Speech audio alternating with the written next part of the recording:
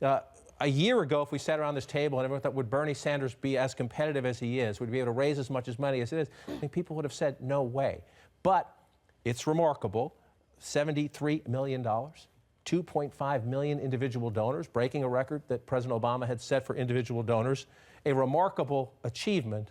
But yeah, certainly the enthusiasm is behind Bernie in the Democratic Party right now. He only raised $4 million less than Hillary in the last quarter. That is remarkable. We certainly didn't anticipate that. He could probably do pretty well in Iowa. Right now, the polls have Hillary ahead by double digits. She probably will come away with there. He's still winning in New Hampshire. What does that mean if he loses Iowa? How does it affect him in New Hampshire? Then the question, though, is what is Bernie's coalition? Can he expand beyond? Can he win minority voters? Can he win African-American voters, which he struggled with? And will South Carolina essentially stop him? So that, he has money that can force him to stay in the race for a long time. But how wide and diverse is his coalition? He has to prove that. I think having the money to stay in the race is maybe the most important thing he has going for him.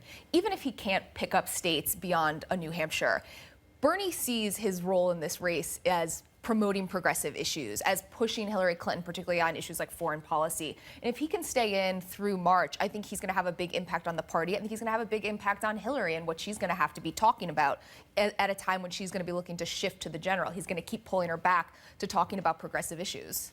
And it's not just the money, right? It's the enthusiasm that comes with that money. If you look at his average donation, I think it's $27.16. So not only does that mean he can go back to these people again and again, but that sort of dollar amount means these are people who aren't typically involved in politics, right? But they've been excited enough to give $5 one time, $10 another time. And his hope is that he can mobilize that into enthusiasm to also be excited enough to brave the black ice and the snowy cold and go out to a distinct precinct and caucus in Iowa.